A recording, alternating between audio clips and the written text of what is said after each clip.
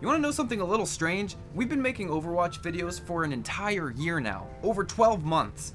And we haven't even talked about settings yet. There has not been a single settings video on this channel, so we're going to go ahead and make our first one today. 2018 Best Settings Guide for Overwatch. Let's begin. Okay, so for the first thing we're going to talk about, I know that a lot of you are probably doing this because I've seen my friends doing it. Most people play like this and don't even know that it's bad. And that is that you're playing on borderless windowed instead of full screen game mode. And I know, you want to be able to tab out of Overwatch really fast and then go to Discord, message your friends, go from Discord really fast over to Twitter, and you want to tweet, Nateson, why aren't you wearing a leather jacket in today's video? But it's important for you guys to know that when you are playing on borderless windowed, you're adding more input lag, you're getting less FPS, you might as well just go full screen and bite the bullet in terms of you can't tab out of the game as fast. Play on full screen every single day. So moving right along, this has to do with your resolution and your hertz. I know not all of you are playing on 144 hertz monitors, but a lot of you are. Probably, I'd say it's about a half and half split in my audience, whether you're playing on a 144 hertz monitor or not.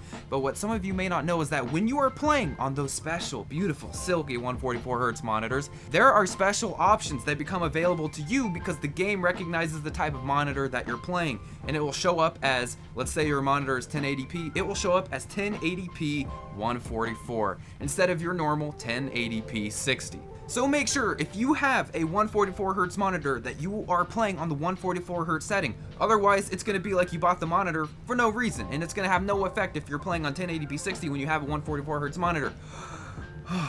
Okay, and so for this next one, I know that not all of you have heard this before, and this might sound strange at first, but that is limiting your FPS to your teamfight average. And what that means is if you're getting 200 FPS out of teamfights, but only 150 in teamfights, you might as well cap your FPS to like 150 to 165, somewhere around there. You don't want to play on an average of a high FPS, but when your team starts to fight, you just drop crazy far down and you have to keep compensating your aim with it. You don't want to play on that. You want to play on consistent, silky smooth FPS, even if it's a little bit lower than you're used to. Just make sure if you're on a 144 hertz monitor, you keep it above 144. Moving right into the next settings, let's talk about your field of view, otherwise known as your FOV slider. Your FOV slider in Overwatch goes to a maximum of 103. But a lot of people don't really mess with that setting. You're gonna want the field of view all the way up to its max 103. Go open Overwatch and change it. Make sure it's at its max right now. Let me show you an example. Look at this low field of view. Now, we're gonna raise it and look at how much more you can see. So what we've been talking about so far settings wise is everything really tied to frame rate, resolution, and all of that stuff. But there are gameplay settings as well.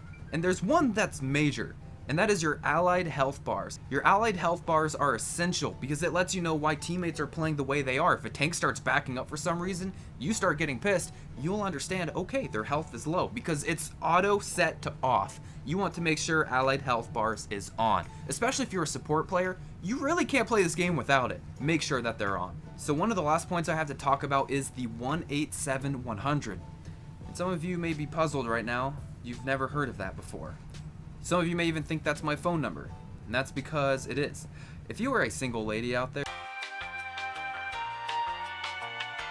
the 187-100 point is actually the parameters for my in-game crosshair. And this is where I want to swing home the fact that you guys need to make sure, and remember, I made a crosshair video a couple months ago, make sure that you are finding a personal crosshair that works for you. I made a video talking about the big misconceptions of crosshairs and how people think they should be using the same crosshairs that the pros are using.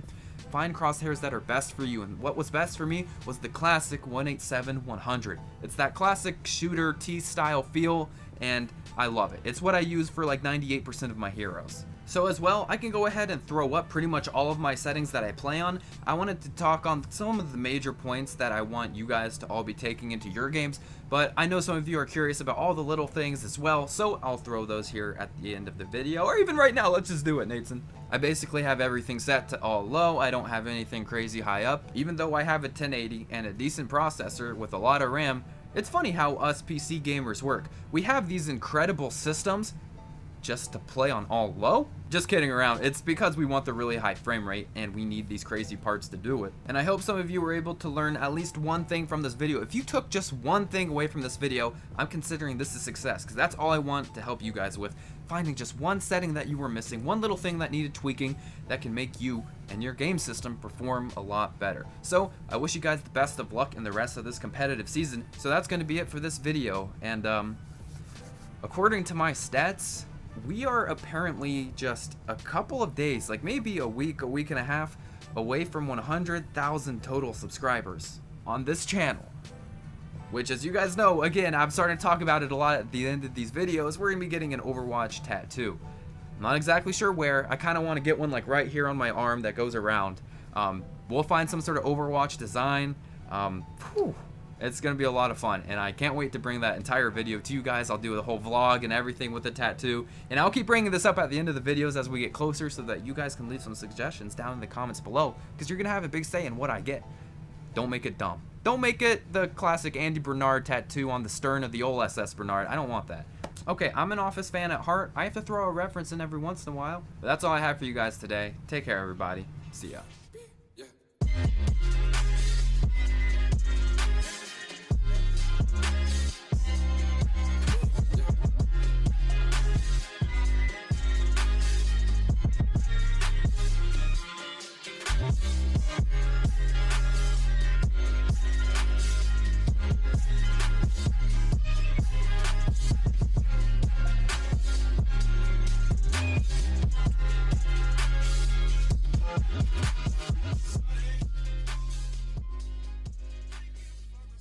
No one expects me to go through with this, right? Absolutely not.